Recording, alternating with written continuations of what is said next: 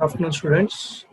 In previous class, we discussed about what is entity, and various entity sets, various attributes. Okay.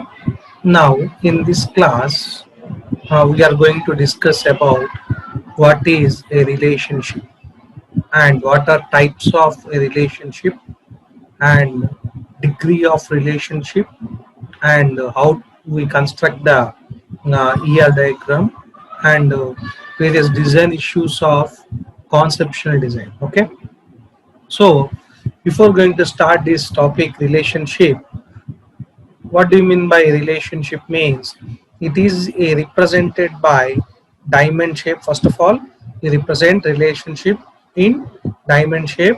So already you know that relationship is an association among several entities.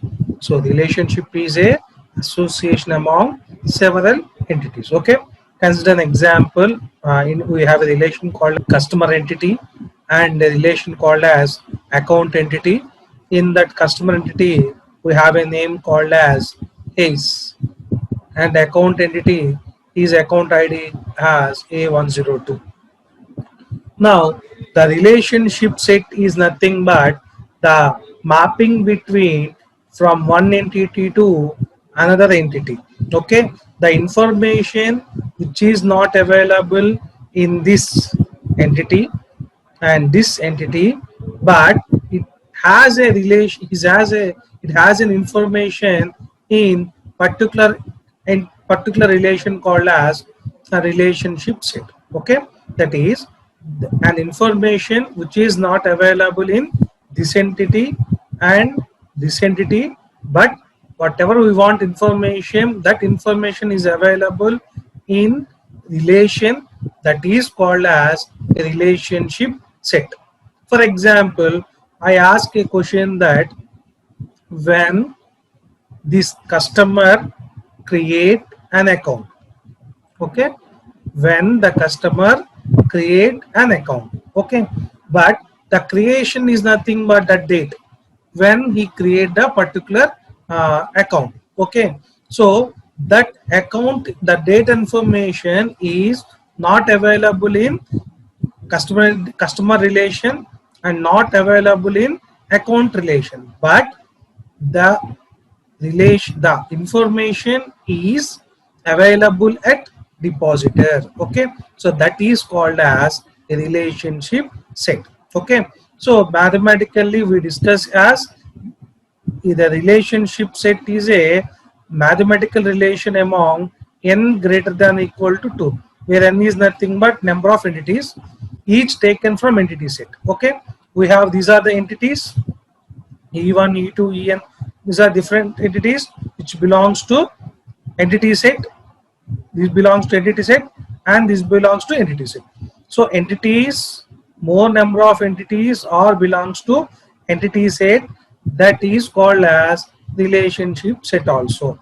Okay, so but we say this E1, E2, these are belongs to relationship. Okay, entity set belongs to relationship set. Okay, right. See this example, we will diagrammatically see. See, this is customer information, this is account information. I told the depositor access date, this is an instance. Okay, so this information is not available here and here. Okay, but we can access by means of this relation information. So this is called as a relationship set. Mathematically we can say that, so an attribute can also be property of a relationship set. So this is a property. Okay, for instance, the depositor relationship set between entity sets customer and account may have the attribute access date. This is attribute. So this is called as also relationship instance or relationship attribute or the relationship set. Okay, now we going to the degree of the relationship. Okay, how many types of relationship we can create. Okay, so the number of different entity sets participating in a relationship set is called as degree of relationship set. Okay, so that is how many entities are participating in a relationship. Based on the entities that are participating in a relationship, we treated that name as degree of relationship.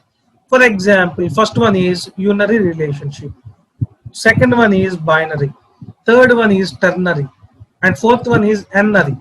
That is nothing but in a unary relationship, one entity set participating in a relationship. If only one entity is participating in a relationship, then it is called as unary relationship. Okay, see here, one entity is participating one relationship. So the best example is one person is married to only one person. Okay, so one person is married to one person. For example, if you take another example, I will give two second example also in based on mapping constraints. Okay, second one is binary relationship. Binary relationship means two entity sets participating in a relation. This is entity, this is an entity, so this is a relation. So two entities are participating in a relation, then it is called as binary relation. Okay, okay, the best example is student enrolled in course. Okay, this is a relation name. Person married, student enrolled in course. Okay, next, ternary relationship. When there are three entities set participating in a relation, that relationship is called as ternary relationship. Now three entities are participating in one relation. See, for example, is an employee who works in particular branch. His job is, okay, job is an entity, employee is an entity, branch is entity. So employee works in branch, the location of particular job is, okay, right. If I say n-ary means, n-ary means n entities are participating in a relation, that is called as n-ary relationship. Okay, now relationship cardinalities, already you discussed mapping cardinalities. Okay, so there are four types of relationship, as you know that, that is, it is represented by ER diagram, as you know that. So we have 1 4, 1 to 1, 1 to many, many to one, and many to many. So one-to-one relationship is nothing but when a single instance of an entity is associated with single instance of another entity, then it is called as one-to-one relationship. For example, a person is an one entity, passport is another entity. Now a person has only one passport, and a passport is given to only one person. Okay, one person having one passport, and one passport is giving to one person. So this is a one-to-one relationship. See, we have this one. I took another example. So we express cardinality constraints by drawing either a directed line. So this arrow represent a one, undirected arrow represent, or undirected line represent many. This is the representation. If it is arrow, then we say that it is a one. If it is, there is no arrow between one entity to other relation, then we say that it is a many. Okay, so one-to-one relationship. So here a customer is taking a loan in a bank. Okay, similarly a loan is giving to particular customer. So one person taking loan, similarly one loan is given to one customer. Okay, this is a one-to-one relation. Okay, coming to second one, one to many. When a single instance of entity it is associated with more than one instances of another entity, then it is called one to many relationship. For example, you have a customer can place many orders. A customer can place many orders, but a order cannot be placed by many customers. For example, you took a Flipkart, your order, there are 4 items available, so that you place an order. So that ID you will place either 4 or 5 orders at a time, but each order has one entity, one particular ID. Okay, so your customer orders more orders, he places more orders, but the particular order is given to customer only. So that is called as one to many. One is nothing here, one is customer can place many. This is many, but order is placed to single customer. Okay, one to many. Okay, right. Next, many to one relationship. So when more than one instances of an entity is associated with a single instance of another entity, then it is called many to one relationship. For example, many students can study in a single college. Many students can study in a single college, but a student cannot study in many colleges at the same time. So more number of students can study in a college, but more number of students cannot study in more colleges at a time. Okay, so that more number of students, one college. Okay, now you put here one, many to one. See, one to many. One customer place many orders, but one order can given to one customer. One customer place many, many, but many to one means all are one customer can place many orders, but it cannot be placed by many customers. Okay, that order cannot be placed to many customers. Similarly here also, students, many students are can study in single college, but student cannot study in many colleges at a time. So okay, one to many, so many to one. So we can take this one, customer, many customers are borrowing loan from the bank, but the loan is given to particular customer who fulfill their requirements, bank requirements.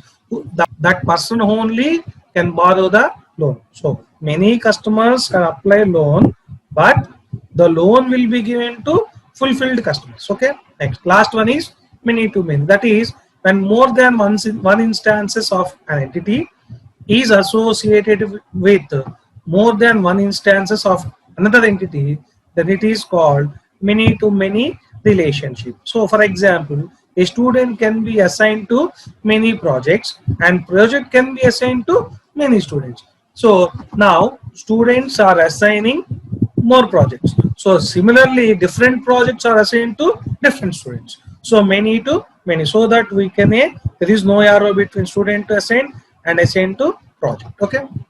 If you take the previous example, bank example, a customer is associated with pause-built loans via borrower.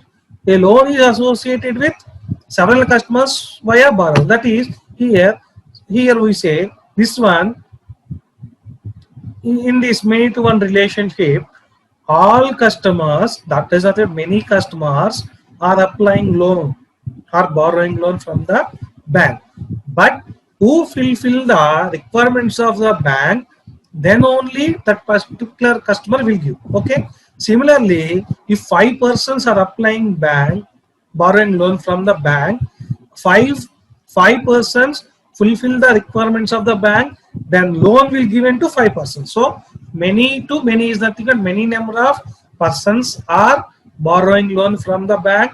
Bank is giving loan to different customers. So this is a many to many relationship. I hope you understand 100% about mapping cardinalities of a relationship. Okay, next, coming to next topic, what do you mean by roles? In previous example, you have a one concept called as this is unary relationship. Okay, one entity set participating in a relationship. Okay, now we will discuss that one. So entity sets of a relationship need not be distinct. Need not be distinct means there should not be more number of entities which are participating in a relation. If you say the labels manager, this is the manager, this is the label. If you write something in this one, that is a label. Okay, if you write one to many, okay, that is a label. The labels manager and workers are called roles. So whatever the labels you are representing an entity to the relation, then it is called as roles. They specify how employee entities interact via the works for relationship set. So whatever you are writing in a particular relation, that is called as that relationship set. Okay, this is a works for a relationship set. Okay, roles are indicated in the diagram by labeling the lines that connect diamonds to rectangles. What we discussed, role labels are optional and are used to clarify semantics of the relationship. If there is an ambiguity between the information, then you can write the labels. Okay, see this one, an employee works in a particular department. He is a employee. Similarly, he is also a manager. He has two roles. One is a worker and he is a manager too. So there is no two managers in a particular department. Only so in your department, only one head of the department. So he is an employee and he is to head of the department. Okay, so workers are more. Okay, we have various employees in our department. That is not the employee.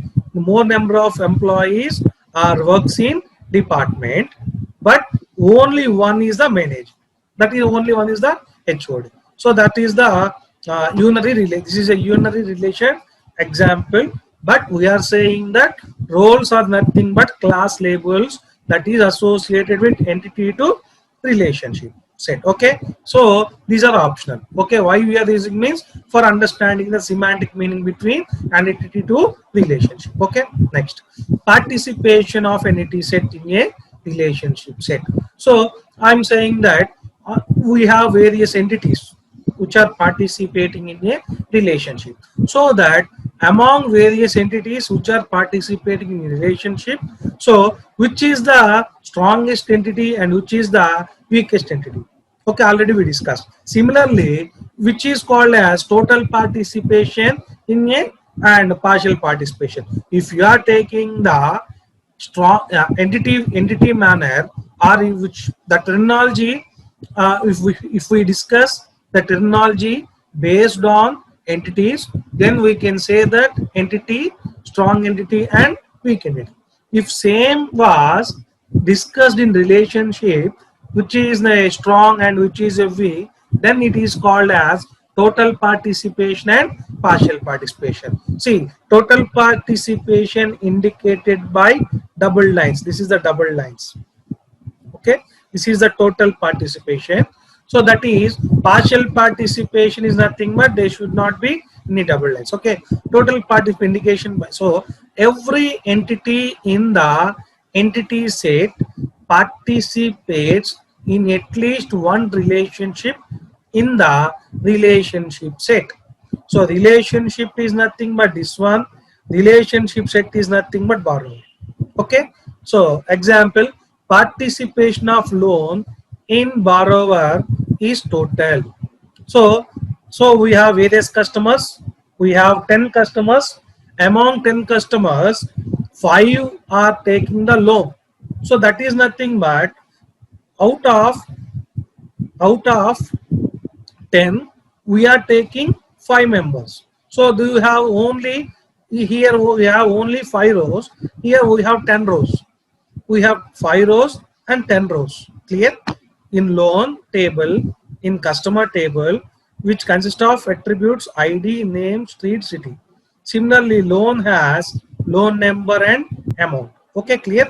Now in customer we have 10 rows. Loan has 5 rows. All 5 rows are participating in 10 rows. All 5 rows are participating in 10 rows. So that this is called as total participation. That is every entity, this is every entity in the entity set participates in at least one relationship in the relationship set. Okay, every loan must have a customer associated to it via loan. Now what we discuss, partial participation means some entities may not participate in a relationship in the relationship set. So now we are saying that this is a 10 rows. Among 10 rows, only how many is participating in loan? 5. So that all are not participating in a relation. So this entity is called as, this relation is called as what? Partial. This relation is called as what? Total participation, such that we represented as double lines. Okay, clear? Now this is the example with another example. So all the students see either with total participation of entity set, this indicates that each college must have at least one associated student. If it is a college, means every student is associated with particular college, but all the students which have ID name address are not participating in college. So see, for example, if a student called as KH80 students means all KH80 students. KH80 students means all are participating in the college, but student means we have various colleges. Okay, among these colleges, all should be participating to a particular college. Okay, right. Now coming to design issues of conceptual design. So this is an important concept. So in order to design the ER diagram, first what we have to do? So first what we have to do means we have to check that as that whether that entity as it should be sketched as an entity set or attributes. We have to design based upon the requirement of customer. Now we have to sketch the design of the database such that the first important task is, first we have to identify that is either entity or attribute.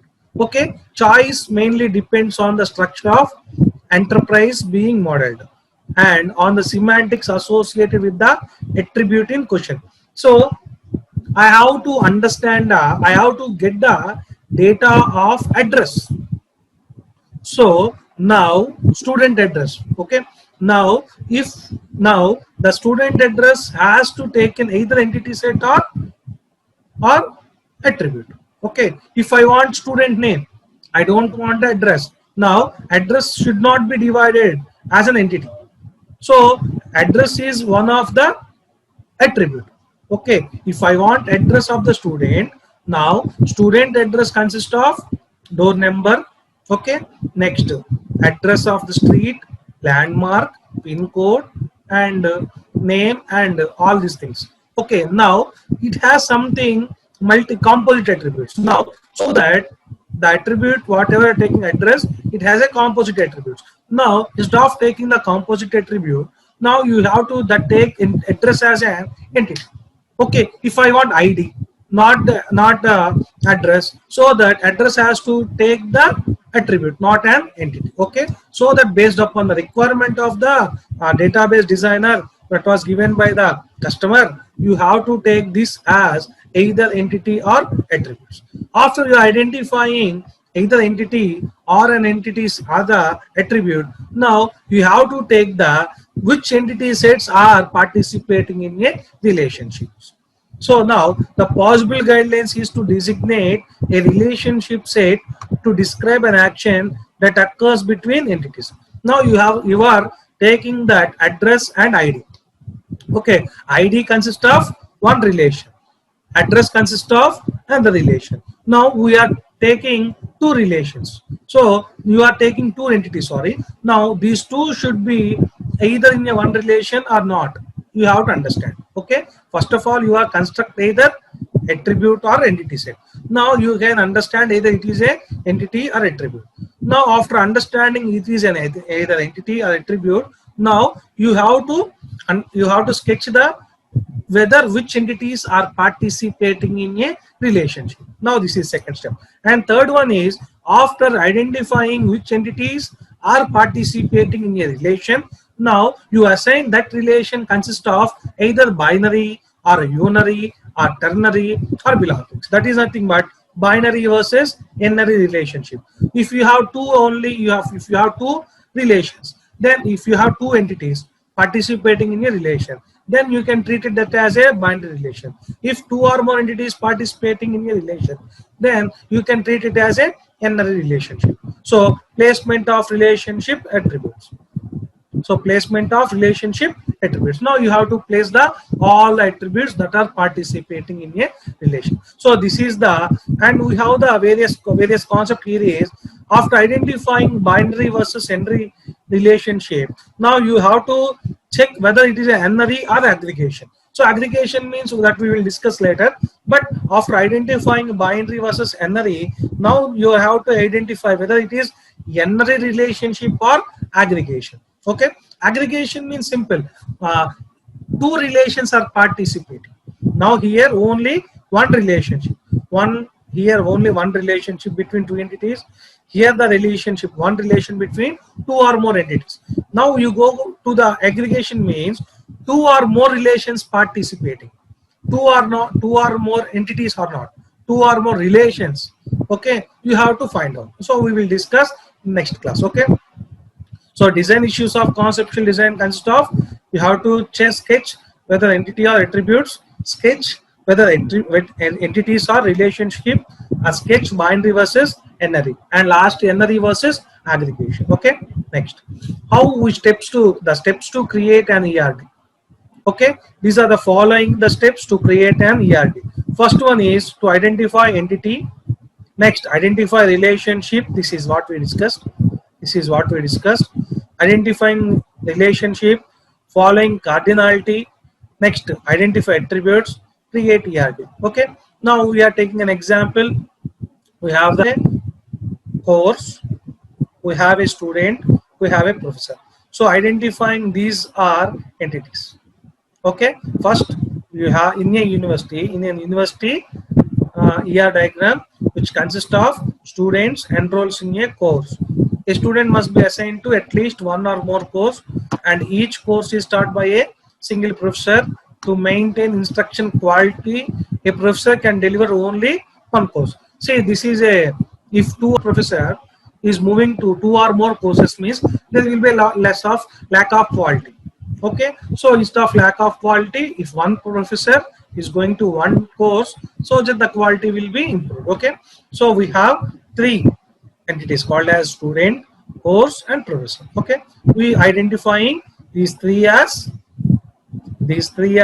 entities. Now you have to identify this as which is participating in a relation. Okay, now this student assigned to course and professor delivers in a course, or course consists of some professor delivers. Okay, next, cardinality. See, this is many to many. More number of students are participating in more courses, but single course is delivered to single professor. That what we discussed previously. So this is one type of representation. If this is a three arrows, it is nothing but many. Single means if you go for an arrow like this is the many to many, and this is one, there is no arrow between these two, means one to one. Okay, now fourth one is identifying attributes. So already in previous section, see here, use of entity set versus attributes. First, you either after completion of this, you have to create this one also. See this one, placement of relationship attributes. Okay, here after this one you will place here. After identifying here also, that is entities which are participating in relation consist of cardinality. Now identifying these attributes, ID name, and ID name. This is the two attributes in the entity. Okay, so this is a key constraint such that we are maintain here one dash symbol. Okay, next, finally, after identifying this one, you have to construct this. That is called as student consists of ID name, course consists of ID name, professor consists of ID name, and it is represented many to many, and it is represent one to one. Okay, I hope you understand. So for best practices for developing effective ER diagrams. Okay, if it is when we say that the ER diagram is effective means by following these points. So eliminate any redundant entities or relationships. If you have already duplicate of data, if we have to eliminate. If we eliminate duplication of entities, then it is a best one. You need to make sure that all your entities and relationship are properly labeled so that there will be semantic meaning. There may be various valid approaches to an ER diagram. That is, you need to make sure that the ER diagram supports all the data you need to store. So we have various approaches to store the particular data. The approaches is nothing but we will discuss. That is called as aggregation, specialization, generalization. You should assure that each entity only appears a single time in the ER diagram. So one entity which is participating in any relation in a single time only. So name every relationship, entity and attribute are represented on your diagram. So this is the naming. Name should be proper so that we get a proper meaning. Never connect relationships to each other. So if communication between one relation and another relation, it should not be possible. Next, you should use colors to highlight important. This is not a case. Okay. So see in this class, I hope you understand the concept of relationship, role of relationship, next relation types, next cardinalities in a relationship, and design issues of conceptual design. So in this class we complete this concept. So in next class we will discuss what are various additional features of ER diagram. Okay. Thank you.